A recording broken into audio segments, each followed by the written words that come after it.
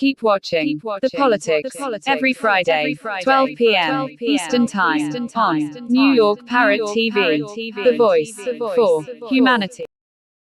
Welcome to another edition of Talking Politics. My name is Robert Press. As you can see, I fell asleep in the barber's chair and said that, and he just kept cutting away until I woke up. But like I said, my name is Robert Press. I write for the Bronx Chronicle. Here is my official New York City press card. I also contribute to the Co-op City News and Parkchester Times. The latter, like this show, is part of Muslim Media Corporation.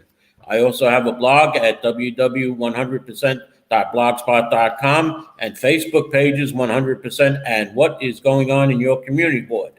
The views expressed on this show are that of the host, any guest, or anyone who is commenting at the bottom of the screen, and not necessarily those of Muslim Media Corporation. Now let's go to the weather outside. We just came through a very hot week, and today the temperature should get only up to about 80 under clear skies. Saturday we'll have another high of about 80 with a chance of late showers. However, on Sunday it should go back to about 90 degrees with early showers on Sunday, and then we'll have a cool, dry Monday with a high of 81. Let's go to the Democratic primary, the winners and the losers. And I'm going to start off in a Manhattan contest, the 68 Assembly District, where incumbent Eddie Gibbs got won with a little more than 41% of the vote over a couple of challenges, one of which was Xavier Santiago, who was backed by Congressman Adriano Espaillat, who only got 33% of the vote. Tamika Mapp came in with about 16.5% of the vote, and William Smith got a little more than 6% of the vote. And that's what all 81 of the 81 election districts reporting. Now, Congressman Espaillat was involved in another race in the Bronx. It was District 77, where he went up against the Bronx Democratic Party by backing Leonardo Corleo, who only got 40% of the vote, and Landon Diaz, the incumbent, backed by the Bronx Democratic Party, received 60% of the vote, with all 63 of the 63 election districts reporting. Now, this is not counting the absentee ballots that are being counted or will be counted, but the margins of victory in these elections are large enough to say that they will not matter, the absentee ballots. Elsewhere in the Bronx, in the 82nd Assembly District, Assemblyman Michael Benedetto held off candidate Jonathan Soto again for the second time. This time, Benedetto had about 61% to Soto's 39%. Last time, Soto received about 35%. So, Michael, he's getting up there a little bit. You better watch out. And the key reason that Assemblyman Benedetto won was the redistricting of Co-op City. Congresswoman Alexandria Ocasio-Cortez had Co-op City the past 2 years, but this year there was another redistricting of congressional districts where she was taken out of Co-op City, where people were beginning to like AOC in Co-op City, and they got Jamal Bowman back, and I'll get into Jamal Bowman's race in a moment, but it appears that Mr. Soto really didn't get any backing from Bowman, and without AOC, he couldn't get any real traction, just a few more votes. Now, as we go to Congress, in the 14th Congressional District, incumbent Alexandria Ocasio-Cortez trounced her opponent, Marty Dolan. AOC got 80% of the vote. Marty Dolan, who I had on the show last week because AOC was a little busy, according to her campaign people.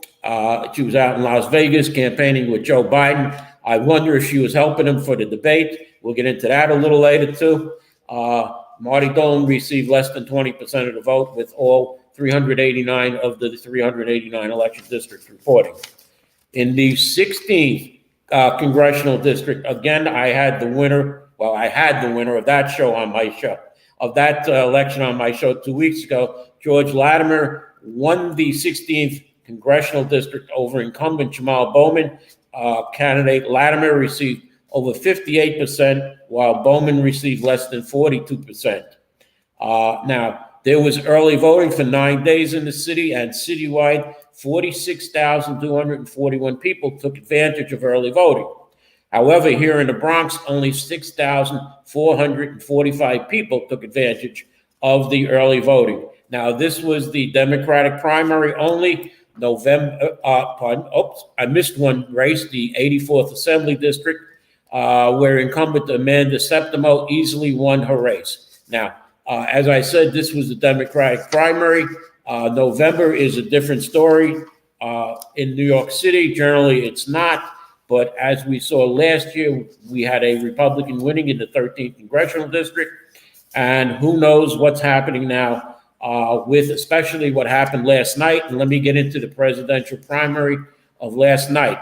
Joe Biden and Donald Trump came onto the stage, and who knows what happened to Joe Biden during the debate.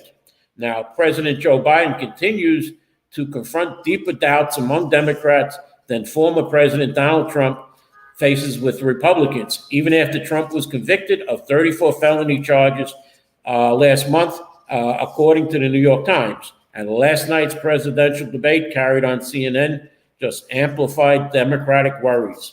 Here are some things that happened, or I should say, some comments from people who analyzed the debate last night. President Joe Biden opened the debate with a raspy voice, disjointed and rambling answers, reigniting the Democratic concerns about his age and ability to take on former President Donald Trump. Many of President Biden's answers were hard to follow. At one point, Biden appeared to lose his train of thought while giving one answer, drifting from an answer on tax policy to health policy, and at one point using the word COVID, then saying, "Excuse me," with dealing with, and he trailed off again. "Look, we finally beat Medicare," Biden said, misspeaking about his own policy on earned benefits as his time ran out on the answer. Biden also fumbled on abortion rights, one of the most important issues for Democrats in this year's election. He was unable to explain Roe v. Wade, the landmark Supreme Court decision ruling that legalized abortion. His rambling answers provided Trump with multiple opportunities to jump in with retorts. And at one point, after an answer on immigration, Trump said, "I don't know what he said," at the end there, and I don't think he knows what he said either. Biden's performance, again, was widely panned online and will likely reinforce the impression that he's lost a step. His uneven performance, particularly earlier in the debate, crystallized the concerns of many Americans that at 81, he is too old to serve as president. The president's age has long been a liability, with poll after poll showing many Democrats concerned about his age. It sparked a fresh round of calls for Democrats to consider Biden stepping aside as the party fears a return of Trump to the White House. Both allies and aides had hoped the onstage split screen, because the candidates were, not side by side, but the cameras had a split screen and there was no audience to say anything. During the debate, many Democrats had begun to doubt that the strategy to split screen would actually work out in Biden's favor. Biden's halting delivery from the beginning of the debate drew most attention afterwards. Trump's allies immediately declared victory, while prominent Democrats questioned whether Biden could move forward. House Democrats concerned by Biden's debate performance. They had hoped the debate could propel Mr. Biden into the summer, but they say that just didn't happen. In text messages to Politico, one of the very reputable political online newspapers, Democrats expressed confusion and concern as they watched the first minutes of the event. One former Biden White House campaign aide called it terrible, adding that they have to ask themselves over and over again, what did he just say? This is crazy. The president's former White House communications director, Kate Bedingfield, expressed concerns live on CNN, calling it really a disappointing performance. "I don't think there's any other way to slice it," she said. His biggest issue was to prove to the American people that he has the energy, the stamina, and he did not do that. I've never seen a freak out like this, one House Democrat familiar with conversations among lawmakers said Thursday night. Last night, the person cautioned that it's unclear how seriously some Democrats would push for Mr. Biden to step aside right now out of the race. Another prominent operative texted, "Time for an open convention." Another Democrat strategist on CNN said he did not do well at all. And Vice President Kamala Harris, speaking on a network afterwards, sought to defend the president's performance while acknowledging the criticism. There was a slow start, but a strong finish, she said. A person familiar with Biden's health claimed his performance was due to a cold, but the president's team hadn't mentioned anything to reporters until Biden began to answer questions in the debate. Trump allies would enter the post-debate spin room triumphant. Trump senior advisor Chris Lexiva called it the most lopsided win in debate history and mocked the Biden campaign for saying the president had a cold. In 18 weeks, it looks like Donald Trump will be the president-elect, one prominent Democrat elected official said, who wanted to remain anonymous. And the headline on today's New York Post reads, "Just sad. President mumbles, stumbles, freezes in train wreck." Now, as far as the hold on the MTA congestion pricing, which I believe and many others believe will all of a sudden be unheld after Election Day, this is from Governor Kathy Hochul on the MTA right now. Since the moment I was sworn in as governor, I have demonstrated unwavering support for the MTA and worked in close partnership with Chair Lieber to deliver a world-class public transit system for New Yorkers. I have invested in robust public safety initiatives, installing cameras on trains, adding resources to stabilize the system after a spike in crime, and expanding efforts to get unhoused individuals the care they need. I have advanced generational projects such as the 2nd Avenue subway extension, the Interborough Express, and the renovation of Penn Station. I'm going to stop here for a second and say that work on the 2nd Avenue subway has been halted since the halt of the congestion pricing by the governor. She continues that last year, as the MTA faced a fiscal cliff that represented one of the most essential threats to the system's history, I proposed and worked successfully with the state legislature to secure significant, reliable, and recurring operational funding for the MTA in the state budget.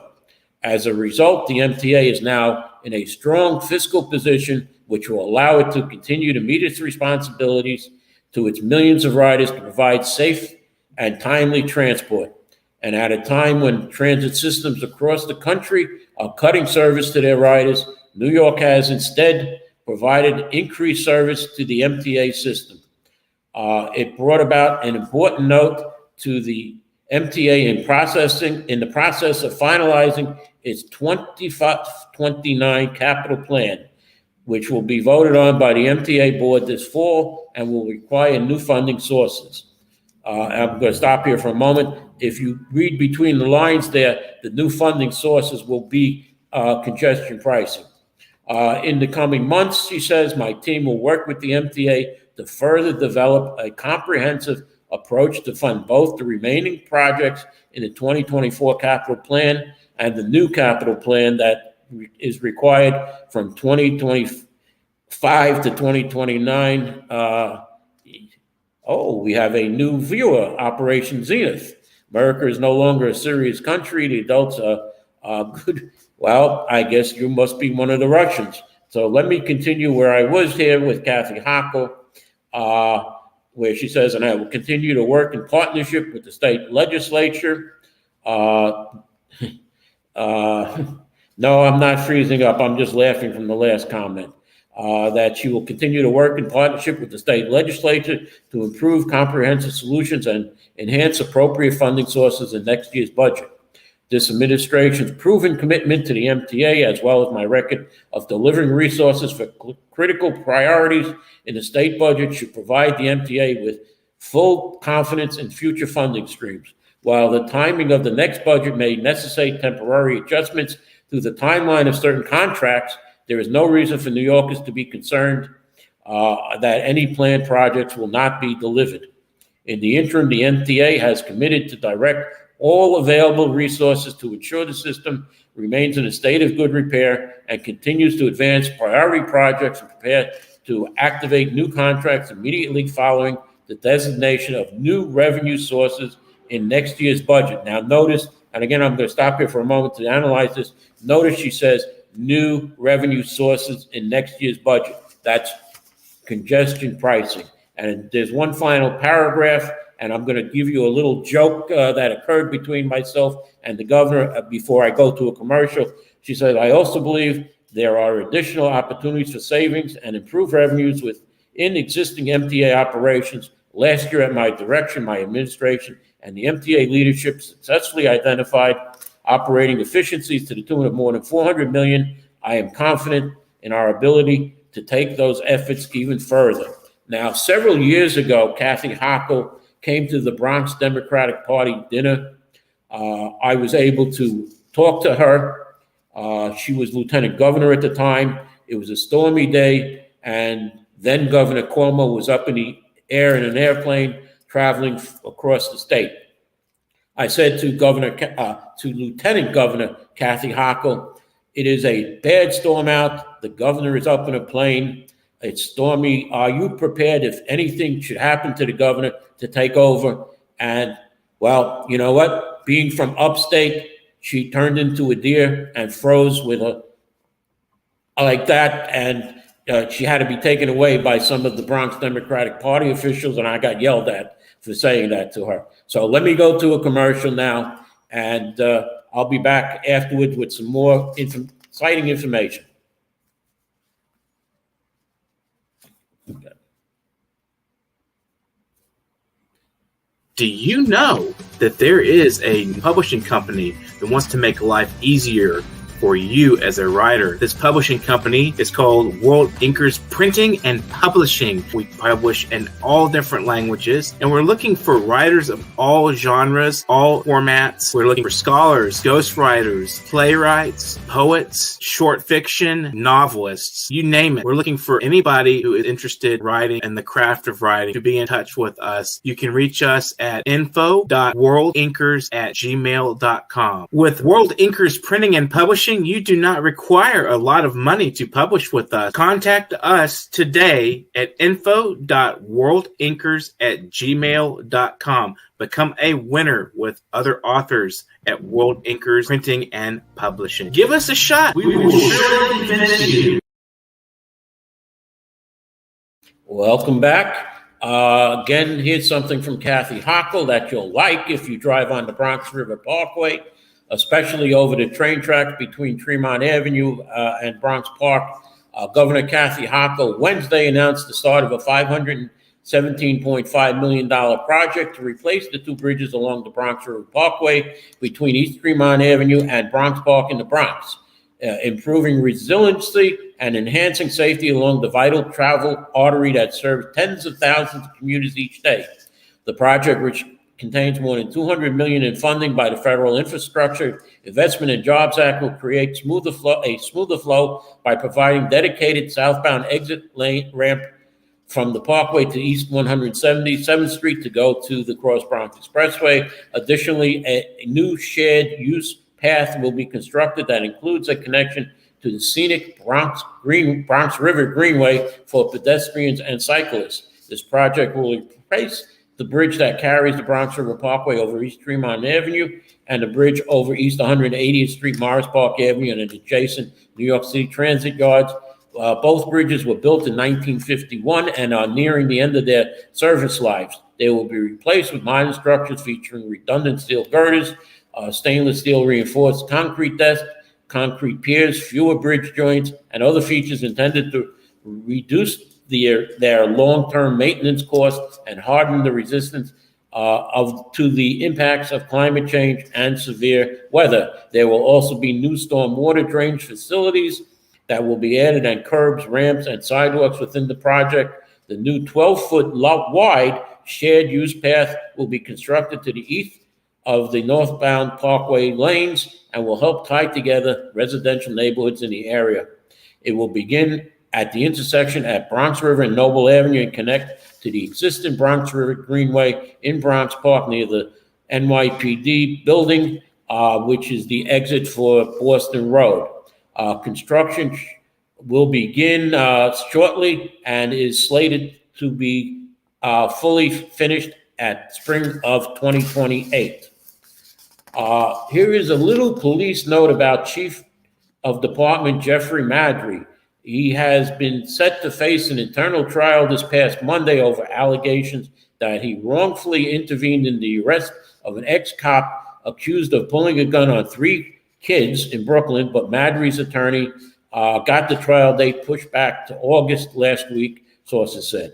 The lawyer on Wednesday filed a motion then arguing that the NYPD's internal watchdog, the Civilian Review Board, doesn't have authority to prosecute the case. The lawyer pushed last week for a meeting with the CCRB investigators and department advocate to hammer out a deal, according to sources. But the attorney then scoffed at the offer on the table, which was docking Chief Madry 10 vacation days. He said that his client had done nothing wrong and he would move to get the charges dismissed. In a letter to Deputy Commissioner Rosemary Maldonado on Wednesday, lawyer LeBrew wrote that the case was beyond the scope and authority of the CCRB to prosecute. The abuse of the authority charges stemmed from a 2021 incident involving former police officer Christoph Forrester, who allegedly pulled a gun on a trio of kids aged 12, 13, and 14 after they smashed a camera outside the officer's family's real estate office in Brownsville. The kids said the camera was broken accidentally as they tossed around a basketball. Forrester claims he never pulled a gun on them. Madry, who was chief of community affairs at the time, allegedly showed up at the precinct late in November of 2021, ordering the sergeant to void the arrest of Forrester. He also allegedly suggested that the kids be cuffed inside. The Brooklyn DA's office reviewed the incident and decided that the chief's actions were not criminal.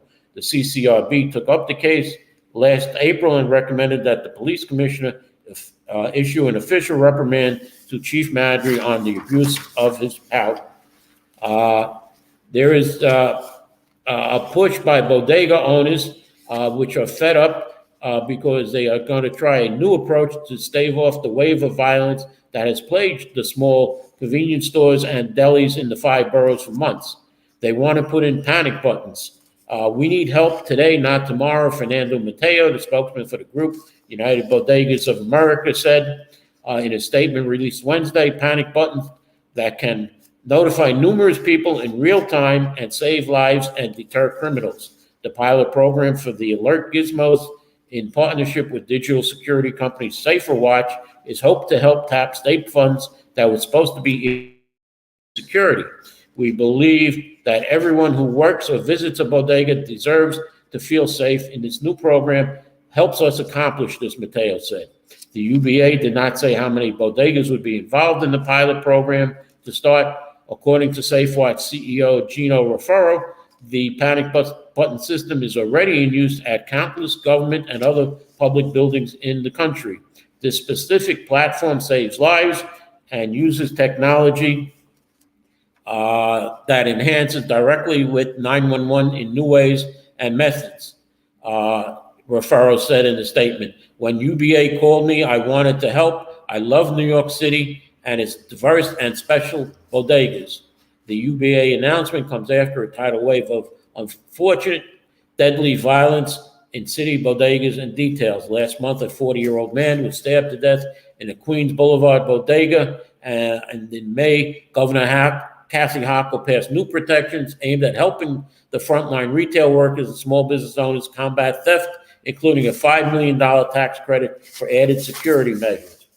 One item before I get to the Community Board 11 bodega, the Community Board 11 elections, is that New York City Housing Authority policies to prevent lithium-ion battery fires and consequences for rule violators came into a sharper focus at a city council hearing this past Monday, acknowledging that its residents may need electric bikes and scooters for activities ranging from grocery shopping to app-based delivery work. NYCHA introduced an electric micro-mobility policy, a list of can and can't do's in March. In the last 3 years, they have seen a spike in lithium-ion battery fires, which are difficult to extinguish and can be deadly. Rules include not charging more than one device or its battery in an apartment simultaneously, having an adult present and awake while charging is in process, and not having an e-bike or e-scooter or its battery within 5 feet of a heating source, or blocking an entryway to such an apartment. Electric devices permitted in New York City are allowed, for example, are scooters that weigh under 100 pounds and travel no faster than 15 miles per hour. According to the chart by the City Department of Transportation, but electric mopeds, dirt bikes, segways, and hoverboards are prohibited from NYCHA buildings. Tenants who violate the policy could face termination, but the Housing Authority has emphasized that Monday that this is an option in a worst-case scenario. NYCHA's Chief Operating Officer, Eva Trimble, testified that residents will be entitled to 3 chances before more serious consequences kick in. After 3 conferences, the next step could be administrative termination after a hearing conducted by NYCHA to determine whether a tenant should be evicted or put on probation. Tenants on probation have a set period of time to correct any issues and may face eviction if they fail to comply. If we are successful with the administrative termination process, then we can further proceed through legal action through housing court, Tribble said. However, our goal is to keep people housed and to keep residents safe in the process that we hope will never come to be. Lithium-ion batteries were the leading cause of fires and fatalities among the 5 boroughs in 2023. There was 268 fires caused by the batteries, resulting in 150 injuries and 18 deaths, including 1 man who died in the Bronx River house in Soundview in December. Now, let me get to the community board election that happened last night. As the presidential debate was on television and the Orchard Beach July 4th fireworks extravaganza was going off, Community Board 11 was voting on the City of Yes for housing opportunity, the Pelham Parkway malls, and electing their new officers for the coming year. It was a more than usual audience in the Einstein Lubin Hall. Normally, there are not that many people that were in attendance last night. And as you heard, the presidential debate was a train wreck for our current president, Joe Biden. I was told that there was a spectacular fireworks display. And at Community Board 11, the first vote for the Pelham Parkway malls was that the path can be enlarged to 8 feet, but not 10 feet, as was proposed by the Parks Department.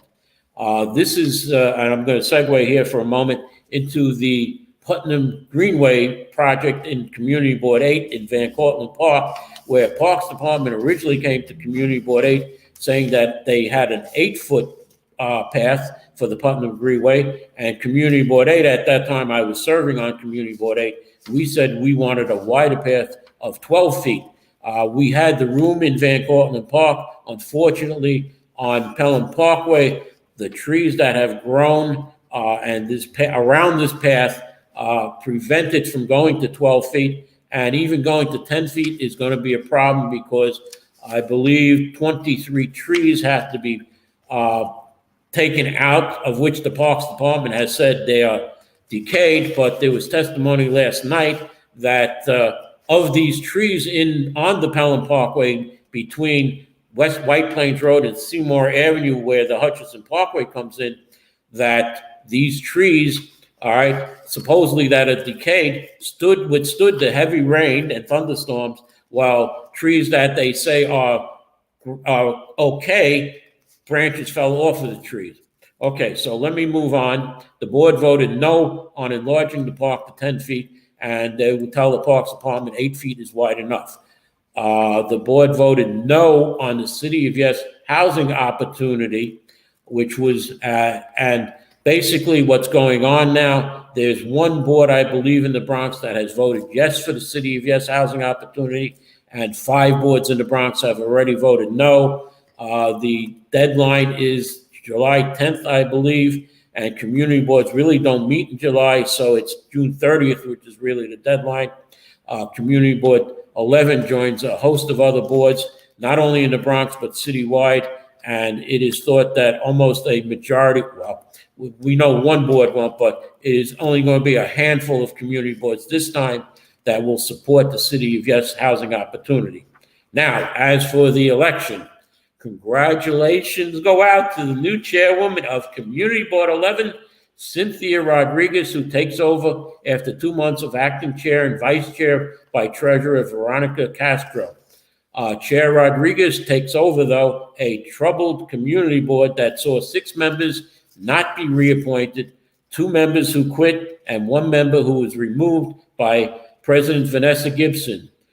New chair Cynthia Rodriguez, though, has the drive, the determination, and the desire to become the excellent leader of Community Board 11, which that the board needs. As I mentioned, those are the 3 Ds well, those aren't the 3 Ds that make for a good community board member, but she has those other 3 Ds that will make her an excellent chair of Community Board 11.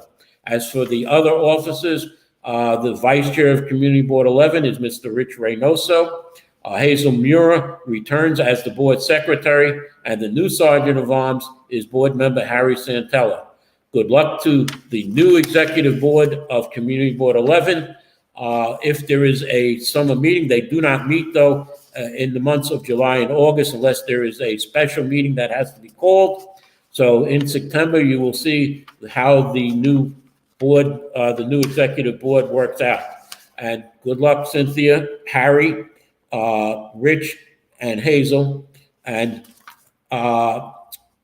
what is it? It's Veronica Castro remains as chair of as the treasurer of Community Board 11. Yeah, I know it's the end of the show. No, I'm not Joe Biden. And there's one last thing to tell you about. 3 p.m. today is the Yemeni Independence Parade across Rhinelander Avenue from Bronxdale Avenue to White Plains Road.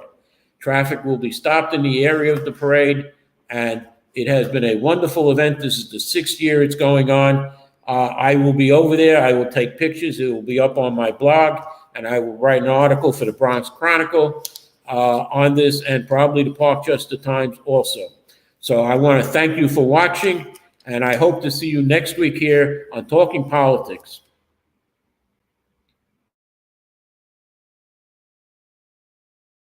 Undoubtedly, Africa is the best tourism destination on Earth. The continent is blessed with the most conducive atmosphere. To feel and enjoy these blessings, join the most productive one-week tour of the continent organized by Daylight Africa every September 2nd to September 9th to see beyond the fallacies about Africa on the mainstream media. Contact us at daylightafrica@gmail.com or call 718-822-5555. Daylight Africa. Revolutionizing tourism industries in Africa.